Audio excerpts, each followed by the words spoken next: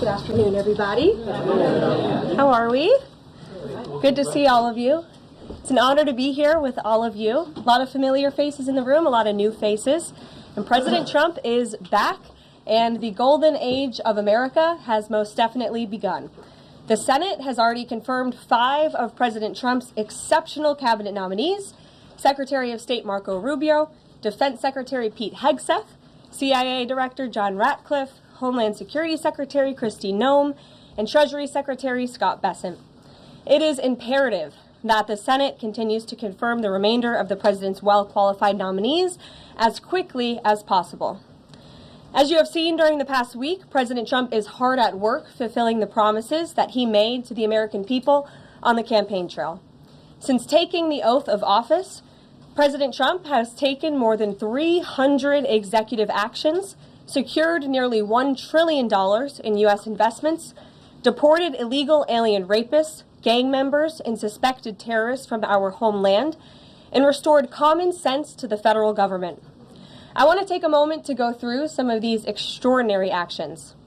On day 1, President Trump declared a national emergency at our southern border to end the 4-year-long invasion of illegal aliens under the previous administration. Additionally, President Trump signed an executive order to end catch and release and finish construction of his effective border wall. By using every lever of his federal power, President Trump has sent a loud and clear message to the entire world. America will no longer tolerate illegal immigration, and this president expects that every nation on this planet will cooperate with the repatriation of their citizens. As proven by this weekend, when President Trump swiftly directed his team to issue harsh and effective sanctions and tariffs on the Colombian government, upon hearing they were denied a U.S. military aircraft full of their own citizens who were deported by this administration. Within hours, the Colombian government agreed to all of President Trump's demands, proving America is once again respected on the world stage. So, to foreign nationals who are thinking about trying to illegally enter the United States, think again. Under this president, you will be detained and you will be deported. Every day, Americans are safer because of the violent criminals that President Trump's administration is removing from our communities. On January 23rd, ICE New York arrested a Turkish national for entry without inspection who is a known or suspected terrorist. On January 23rd, ICE San Francisco arrested a citizen of Mexico unlawfully present in the United States who has been convicted of continuous sexual abuse of a child aged 14 years or younger. ICE St. Paul has arrested a citizen of Honduras who was convicted of 4th-degree criminal sexual conduct with a minor.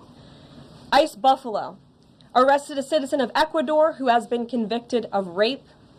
ICE Boston arrested a citizen of the Dominican Republic who has a criminal conviction for 2nd-degree murder. This criminal was convicted of murder for beating his pregnant wife to death in front of her 5-year-old son.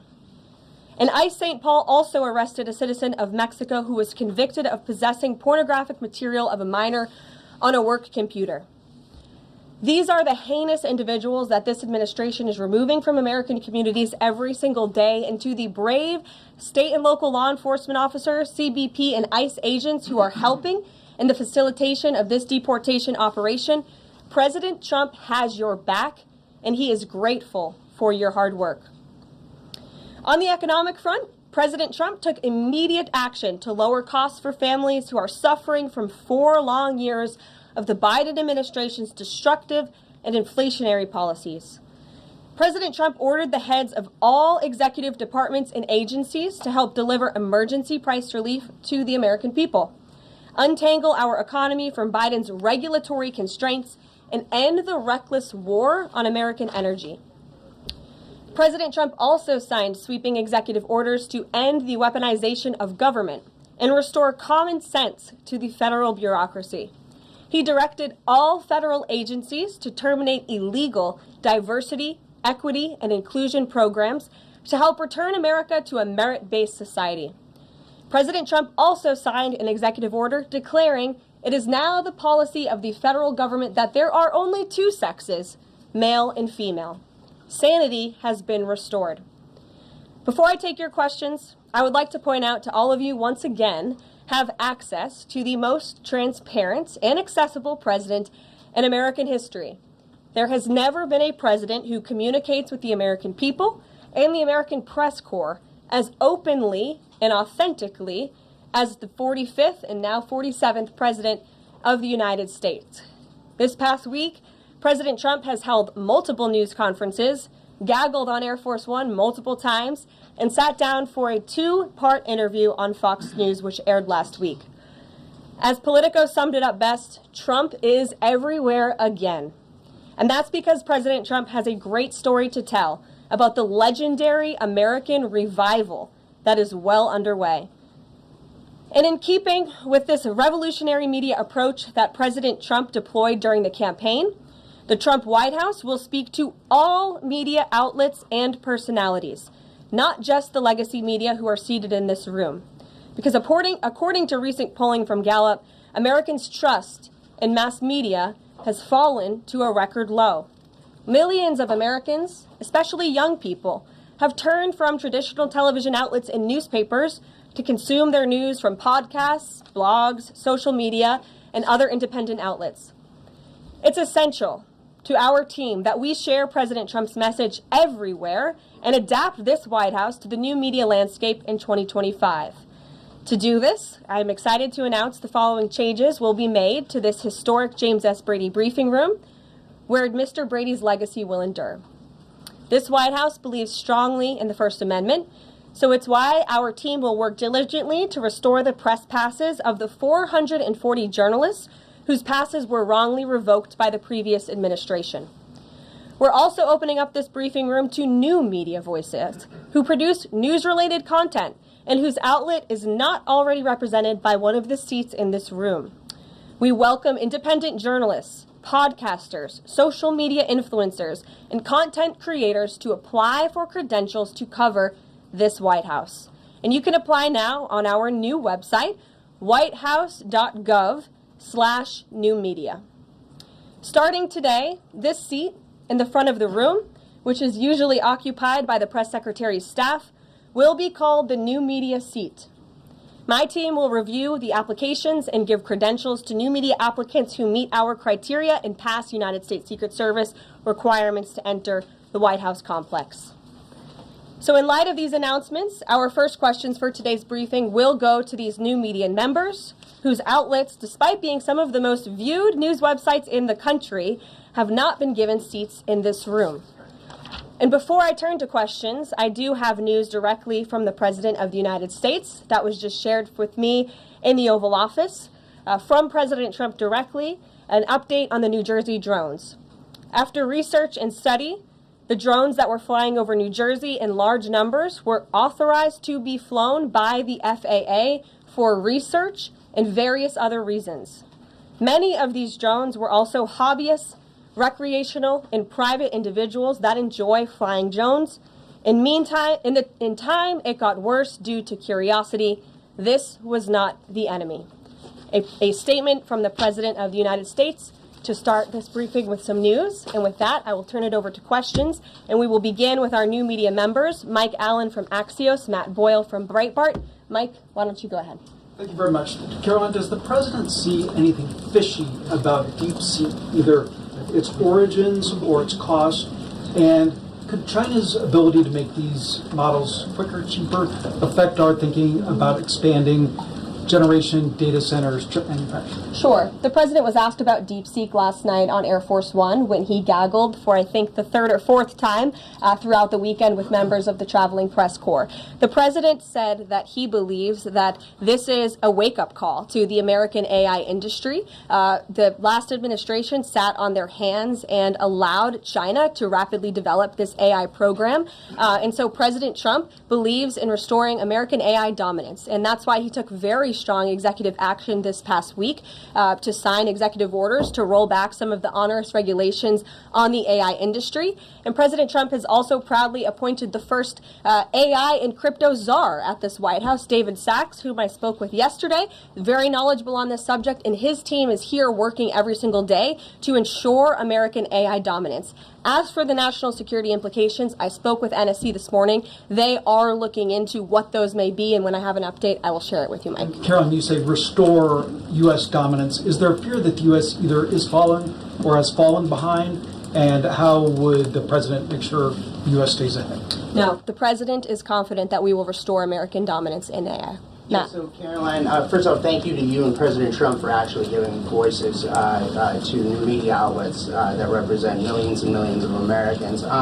The thing I would add, I've got a two-part question for you. The first is just can you expand upon what steps the White House is going to take to bring more voices, not less, which is what our founder, Andrew Breitbart, believed in, into this room where they rightfully belong? Yeah.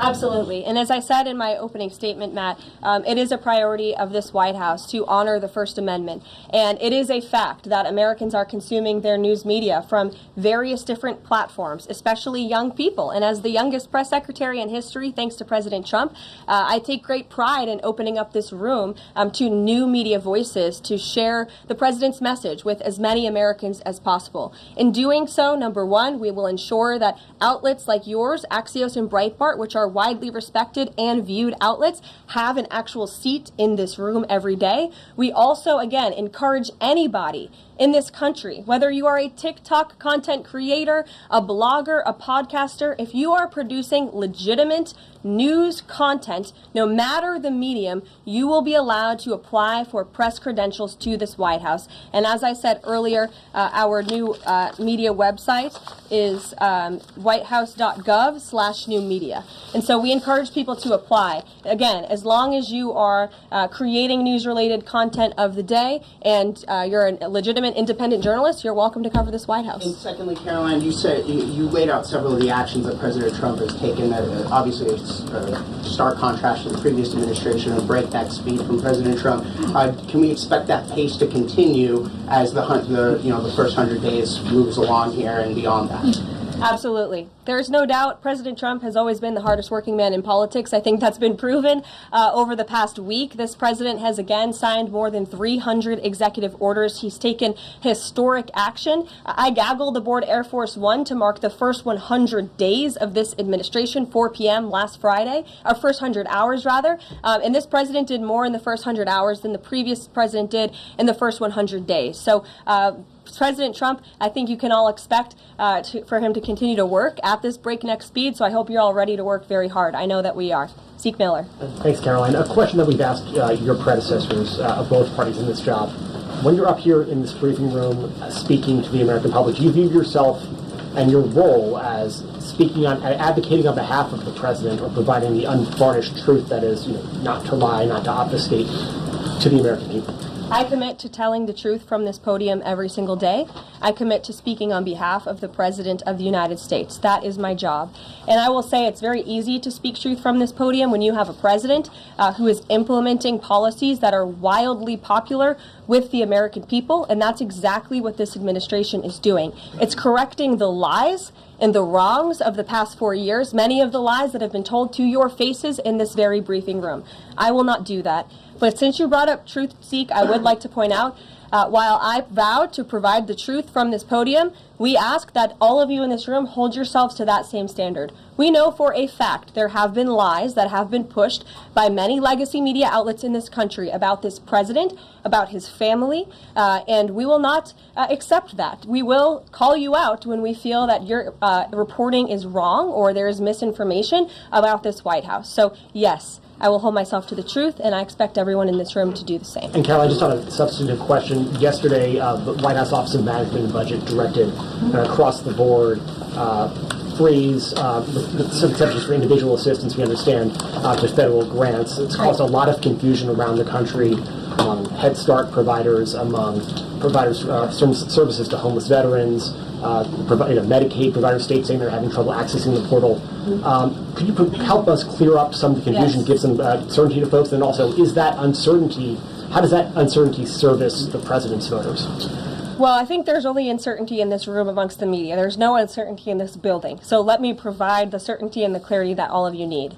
This is not a blanket pause on federal assistance and grant programs from the Trump administration. Individual assistance, that includes, I'm not naming everything that's included, but just to give you a few examples, Social Security benefits, Medicare benefits, food stamps, welfare benefits, assistance that is going directly to individuals will not be impacted by this pause. And I want to make that very clear to any Americans who are watching at home who may be a little bit confused about some of the media reporting. This administration, if you are receiving individual assistance from the federal government, you will still continue to receive that. However, it is the responsibility of this president and this administration to be good stewards of taxpayer dollars.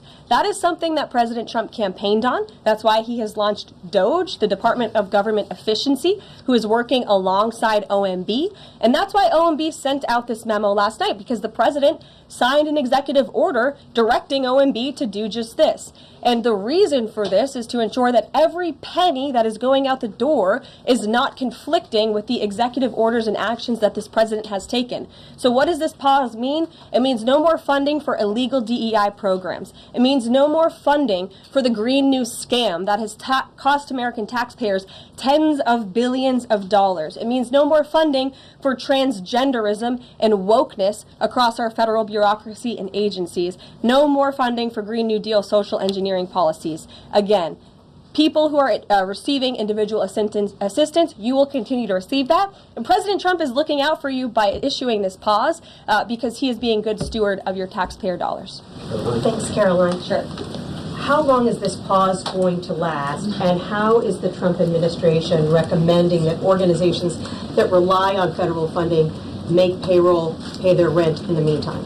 It is a temporary pause, and the Office of Management and Budget is reviewing the federal funding that has been going out the door. Again, not for individual assistance, but for all of these other programs that I mentioned. I also spoke with the incoming director of OMB this morning, and he told me to tell all of you that the line to his office is open for other federal government agencies across the board, and if they feel that programs are necessary and in line with the president's agenda, then the Office of Management and Budget will review those policies. I think this is a very responsible measure. Again, the past 4 years, we've seen the Biden administration spend money like drunken sailors. It's a big reason we've had an inflation crisis in this country, and it's incumbent upon this administration to make sure, again, that every penny is being accounted for honestly. Why impose this pause with so little notice? Why not give organizations more time to plan for the fact that they are about to lose, in some cases, really crucial federal funding, at least for a period of time? There was notice. It was the executive order that the president signed. There's also a freeze on hiring, as you know, a regulatory freeze, and there's also a freeze on foreign aid. And this is, again, incredibly important to ensure that this administration is taking into consideration how hard the American people are working. And their tax dollars actually matter to this administration. You know, just during this pause, DOGE and OMB have actually found that there was $37 million that was about to go out the door to the World Health Organization, which is an organization, as you all know, that President Trump, with the swipe of his pen in that executive order, is no longer wants the United States to be a part of. So that wouldn't be in line with the president's agenda. DOGE and OMB also found that there was about to be 50 million taxpayer dollars that went out the door to fund condoms in Gaza. That is a preposterous waste of taxpayer money. So that's what this pause is focused on, being good stewards of tax dollars. And so this doesn't affect Meals on Wheels or Head Start or disaster aid? Again, it does not affect individual assistance that's going to Americans. To follow up on Nancy, do you think there will be a list of who is affected and how much money is affected? How will these contractors and organizations know if they are actually having their funding frozen? And then secondly, if you're willing, can you just clarify, is the end goal of this to essentially challenge Congress or to prove that the president can withhold federal funding? In other words, is this an attempt to pick a fight to prove that he can do this? No, absolutely not. As it says right here in the memo, which I have, and I'd encourage all of you to read it, it says the American people elected President Trump to be the president of the United States. and gave him a mandate to increase the impact of every federal dollar. This memo requires federal agencies to identify and review all federal financial assistance programs and supporting activities consistent with the president's policies and requirements. The American people gave President Trump an overwhelming mandate on November 5th, and he's just trying to ensure that the tax money going out the door in this very bankrupt city actually aligns with the will and the priorities of the American people. Will there be a line? Yes. Welcome. You look great. You're doing a great job. You talked about transparency, and some of us in this room know how just transparent President Trump has been the last 5 or 6 years. I think you'll do the same. My question is, do you think this latest incident with the president of Colombia is indicative of the global, powerful respect they have for President Trump moving forward, not only to engage in economic diplomacy with these countries, but also world peace? Absolutely. I'll echo the answer that the president gave on Air Force One last night when he was asked a very similar question by one of your colleagues in the media. This signifies peace through strength is back. And this president will not tolerate illegal immigration into America's interior. And he expects every nation on this planet, again, to cooperate with the repatriation of their citizens who illegally entered into our country and broke America's laws. Won't be tolerated. And as you saw, the Colombian government quickly folded and agreed to all of President Trump's demands. Flights are underway once again. Two questions on deportations, if I may. President Trump had said on the campaign trail that he would deport pro-Hamas students who are here on visas. And on his first day in office, he signed an executive order that said, quote, the U.S. must ensure that admitted aliens and aliens otherwise already present in the U.S. do not bear hostile attitudes towards the citizens, culture, government, institutions, or founding principles. So should we take this executive order as Trump saying he would be open to deporting those students who are here on visas but, hold pro-Hamas sympathies? The president is open to deporting individuals who have broken our nation's immigration laws. So if they are here illegally, then certainly he is open to deporting them. And that's what this administration is hard at work at doing. We receive data from DHS and from ICE every single day. From what we hear on the ground, ICE agents are feeling incredibly empowered right now because they actually have a leader in this building who is supporting them in doing their jobs that they were hired to do, which is to detain, arrest, and deport illegal criminals who have invaded our nation's borders over the past 4 years. That's what the president is committed to seeing. Peter. Very quickly, just following up on the question on immigration first. President Trump, during the course of the campaign in 2024, said the following about illegal immigration. He said, they're going back home where they belong, and we start with the criminals. There are many, many criminals. NBC News has learned that ICE arrested 1,179 undocumented immigrants on Sunday, but nearly half of them, 566 of the migrants, appear to have no prior criminal record besides entering the country illegally. Is the president still focused exclusively, which is a civil crime, it's not criminal? It's a federal crime. So I'm asking, though, he said he was going to focus on those violent offenders first. So is violent offenders no longer the predicate for these people to be deported? The president has said countless times on the campaign trail, I've been with him at the rallies, I know you've been there covering them too, Peter, that he is focused on launching the largest mass deportation operation in American history of illegal criminals. And if you are an individual, a foreign national, who illegally enters the United States of America, you are, by definition, a criminal. And so therefore, you are subject to deportation. I apologize for interrupting. So to be clear, it's not violent criminals do not receive precedence in terms of the deportations taking place. The president has also said two things can be true at the same time. We want to deport illegal criminals, illegal immigrants from this country, but the president has said that, of course, the illegal criminal drug dealers, the rapists, the murderers, the individuals who have committed heinous acts on the interior of our country and who have terrorized law-abiding American citizens, absolutely, those should be the priority of ICE, but that doesn't mean that the other illegal criminals who entered our nation's borders are off the table. Understood. Then let me ask you a separate question about the confusion that still exists across the country right now as it relates to the freeze or the pause as it's described. President Trump, of course, ran one of the key policy items was that he was going to lower prices, lower the cost of everything from groceries, as he often said. But in many of the cases, it would seem that some of these moves could raise prices for real Americans on everything from low-income heating, that program, child care programs. Will nothing that the president's doing here in terms of the freeze in these programs raise prices on ordinary Americans. What particular actions are you referring to that I'm would... referring to LHEAP right now. That's the low-income heating program, for example. We can talk about, there's no clarity, so I could refer to a lot of them. We don't know what they are specifically. Can you tell us that LHEAP is not one of those affected? So you're asking a hypothetical based on programs that you can't even identify. Well, I just identified. What I can tell you just to be is clear, since you guys haven't identified, let's do it together just for Americans at home. Medicaid, is that affected? I gave you a list of examples: Social Security, Medicare, welfare benefits, food stamps that will not be impacted by this federal pause. I can get you the full list after this briefing from the Office of Management and Budget. But I do want to address the cost cutting because that's certainly very important and cutting the cost of living in this country. President Trump has taken historic action over the past week to do that.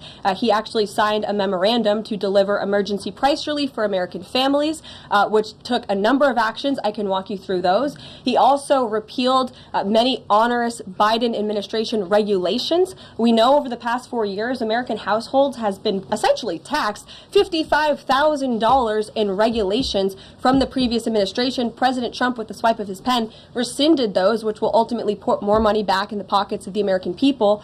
So deregulation is a big deal. And then when it comes to energy, I mean, the president signed an executive order to declare a national energy emergency here at home, which is going to make America energy dominant. We know that energy is one of the #1 drivers of inflation. And so that's why the president wants to increase our energy supply to bring down costs for Americans. The Trump energy boom is incoming, and Americans can expect that. Please share that. Thank you. Caroline, some of the confusion I think may be here with this pause on federal funding. You've made it clear you're not stopping funds that go directly to individuals, but there certainly are lots of organizations that receive funding and then may pass along a benefit. Meals on Wheels, for one. They provide meals for over 2.2 million seniors. What is the president's message to Americans out there, many of whom supported him and voted for him, who are concerned that this is going to impact them directly, even if, as you said, the funding isn't coming directly to their wallet? I have now been asked and answered this question 4 times. To individuals at home who receive direct assistance from the federal government, you will not be impacted by this federal freeze. In fact, OMB just sent out a memo to Capitol Hill with Q&A to clarify some of the questions and the answers that all of you are asking me right now. Again, direct assistance will not be impacted. I've been asked and answered about this OMB memo. There's many other topics of the day. Jackie Heinrich. Direct assistance, Caroline, it's going to another organization and then trickling down. Direct assistance that is in the hands of the American people will not be impacted. Again, as I said to Peter, we will continue to provide that list as it comes to fruition. But OMB right now is focused on analyzing the federal government's spending, which is exactly what the American people elected President Trump to do. And one question on immigration. Of the 3,500 arrests ICE has made so far since President Trump came back into office, can you just tell us the numbers? How many have a criminal record versus those who are just in the country illegally? All of them, because they illegally broke our nation's laws and therefore they are criminals as far as this administration goes. I know the last administration didn't see it that way, so it's a big culture shift in our nation to view someone who breaks our immigration laws as a criminal, but that's exactly what they are. You made one point the worst first. They all have a criminal record? And welcome to the briefing If they room. broke our nation's laws, yes, they are criminal. Yes. Thank you. On stripping security details for figures like John Bolton, Pompeo, Brian Hook, Senator Tom Cotton said that he's seen the intelligence and the threat from Iran is real for anyone who played a role in the Soleimani strike. He voiced concern it wouldn't just impact those individuals, but potentially their family, innocent bystanders, friends, anyone who's near them when they're out in public. Is the president open to reconsidering his decision? The president was asked and answered this yesterday, and he was firm in his decision despite some of the comments that you had referenced, and he's made it very clear that he does not believe American taxpayers should fund security details for individuals who have served in the government for the rest of their lives, and there's nothing stopping these individuals that you mentioned from obtaining private security. That's where the president stands on it. I have no updates on that. Is there any concern that this decision might jeopardize the administration's ability to hire the best advisors for these kinds of positions in the future? No, in fact, I've talked to the Presidential Personnel Office, who has told me directly that there is such an influx of resumes for this administration that it's incredibly overwhelming. There is no lack of talent for the Trump administration. Reagan, would he take any responsibility if anything happened to these people? Would he feel at all that his decision was a factor in that? The President was asked and answered this yesterday. I defer you to his Thanks, comments. Karoline. Reagan, since you're in the back row, I hear you. The back row hasn't gotten much attention in the last 4 years, so I'm happy to answer your question. And I can project. Does the president intend to permanently cut off funding to NGOs that are bringing illegal foreign nationals to the country, such as Catholic charities? I am actually quite certain that the President signed an executive order that did just that, and I can point you to that. One more, Caroline. President Trump issued an executive order on increased vetting for refugees in visa applications. Part of that order was considering an outbreak ban for countries that have deficient screening processes. Has the president considered yet which countries might fall into this category? Are countries like Afghanistan or Syria under consideration for a full ban? Yeah, so the president signed an executive order to streamline the vetting for visa applicants and for illegal immigrants in this country who are coming, of course, from other nations. It also directed the Secretary of State to review the process and make sure that other countries around the world are being completely transparent with our nation and the individuals that they are sending here. And so the Secretary of State has been directed to report back to the president. I haven't seen that report yet. We've only been here for a few days. One on the freeze in federal funding. Who advised the president on the legality of telling government agencies that they don't have to spend money that was already appropriated by Congress? Well, as the OMB memo states, this is certainly within the confines of the law. So White House counsel's office believes that this is within the president's power to do it, and therefore he's doing it. Okay, so they disagree with lawmakers who say that they don't have the power to freeze this funding. Again, I would point you to the language in the memo that clearly states this is within the law. And on what happened on Friday night, the administration fired several inspectors general without giving Congress the 30-day legally required notification that they were being fired. I think only 2 were left at DHS and the DOJ. And then yesterday we saw several prosecutors, I believe 12, fired from the Justice Department who worked on the investigations into the president. As you know, they are career prosecutors, therefore they are afforded civil service protections.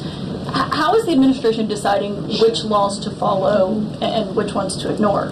So it is the belief of this White House and the White House counsel's office that the president was within his executive authority to do that. He is the executive of the executive branch, and therefore he has the power to fire anyone within the executive branch that he wishes to. There's also a case that went before the Supreme Court in 2020, Scala Law LLC versus the Customs, Bureau Protection. I would advise you to look at that case, and that's the legality that this White House was resting on. So you're confident that if they bring lawsuits against you, the prosecutors who were fired, that they will succeed? We will win in court. And yes. Did he personally direct this, given they worked on the classified documents investigation and the election interference investigation? This was a memo that went out by the Presidential Personnel Office, and the president is the leader of this White House. So yes. Yes. Caroline. Caroline? Thank you. Congrats on your first day behind the podium. Thank you. President Trump ended funding for UNRWA and also designated the Houthis a foreign terrorist organization. That's right. Both were decisions that the previous administration had reversed. So here's my question. Will there be an investigation into who gave the previous administration this terrible advice? Well, that's a very good point. I haven't heard discussions about such an investigation, but it wouldn't be a bad idea considering that the Houthis certainly are terrorists. They have launched attacks on U.S. naval ships across this world, and so I think it was a very wise move by this administration to redesignate them as a terrorist group, because they are, and I think it was a foolish decision by the previous administration to do so. As for an investigation, I'm not sure about that, but it's not a bad idea. Josh. Thank you for the question. I appreciate it. Can you give us an update on the president's plans for his tariff agenda? He spoke a lot about this yesterday, and there's a couple of dates coming up that he's spoken to. Number one, February 1st, he's alluded to both the potential for tariffs for Canada and Mexico, but also China to take effect on those days. What's he thinking about that? Yeah. Should those countries expect that on the Again, first? he was asked and answered this question this past weekend when he took a lot of questions from the press, and he said that the February 1st date for Canada and Mexico still holds. What about the China 10% tariff that he also had mused about last Tuesday going into effect on the same day? Yeah, the president has said that he is very much still considering that for February 1st. Separately, yesterday he talked also about sectoral tariffs on, for instance, pharmaceuticals as well as semiconductor computer chips. He talked about steel, aluminum, and copper. What's the timeline on those? Is that a similar sort of coming days thing? Yeah, so when the president talked about that in his speech yesterday, that actually wasn't a new announcement. That was within a presidential memorandum that he signed in one of the first days here in the White House on his America First trade agenda. So there's more details on those tariffs in there. As far as a date, I don't have a specific date to read out to you, but the president is committed to implementing tariffs effectively, just like he did in his first term. Finally, he also was asked on the plane when he gaggled about the potential for a universal tariff. He was asked maybe about 2.5%. There was a report about that. He said he wanted much bigger than that. Should we understand that these tariffs would add up? You know, in other words, you might have country-specific tariffs like Canada, Mexico, China. You might have sectoral tariffs like on pharmaceuticals, as well as a potential universal tariff on top of that. Do these stack on one or the other, or would one sort of take precedence over another? All I can point you to is what the president has said on this front. The February 1st date for Canada and Mexico, also the China tariff that he has discussed. He rejected the 2.5% tariff. He said that was a little bit too low. He wants it to be higher. I'll leave it to him to make any decisions on that front.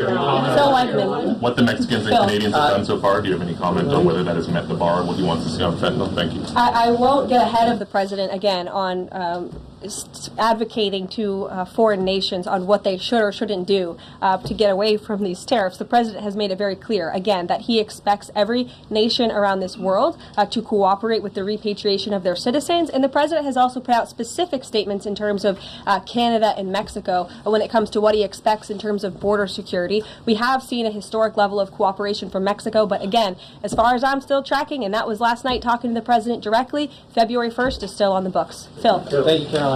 Quick programming note and then a question on taxes. Well, in terms of programming, should we expect to see you here every day? How frequently will these press briefings be? It is a good question, April. So look, the president, as you know, is incredibly accessible. First day here, he wanted all of you in the Oval Office. You got a 60-minute press conference with the leader of the free world while he was simultaneously signing executive orders. I may add that's pretty impressive. I don't think the previous office holder would be able to pull such a thing off.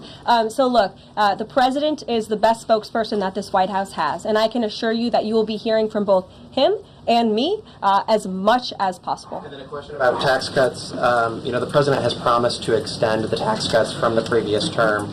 I'm curious, does the president support corresponding spending cuts, as some Republicans have called for in Congress? And will the new Treasury Secretary be leading those negotiations with the Hill, as Mnuchin did during the first administration? The president is committed to both tax cuts and spending cuts, and he has a great team negotiating on his behalf, but there's no better negotiator than Donald Trump, and I'm sure he'll be involved in this reconciliation process as it moves forward. Caroline, in the announcement that you made last night on the Iron Dome, it said the president had directed that the United States will build this Iron Dome. Yeah. When you read into the executive order, it seemed short of that. It asked for a series of studies and reports back from. Can you tell us whether the president has directed this, and if he is as concerned on this issue, why the suspensions that we saw listed by OMB included so many different nuclear programs, non-proliferation programs, programs to blend down nuclear weapons, and so forth? First of all, when it comes to the Iron Dome, the executive order directed the implementation of an Iron Dome. It also, as you said, kind of directed research and studies to see if or how the United States can go about doing this, particularly the Department of Defense. When it comes to the other question that you asked about those specific programs, again, I would say this is not a ban. This is a temporary pause and a freeze to ensure that all of the money going out from Washington, D.C. is aligned with the president's agenda. And as the Office of Management and Budget has updates on what will be kick-started once again, I will provide those to you. Can I clarify for a sec what you were saying before on Medicaid? It wasn't clear to me whether you were saying that no Medicaid would be cut off. Obviously, a lot of this goes to states before it goes to individuals and so forth. So are you guaranteeing here that no individual now on Medicaid would see a cutoff because of the pause? I'll check back on that and get back to you. John.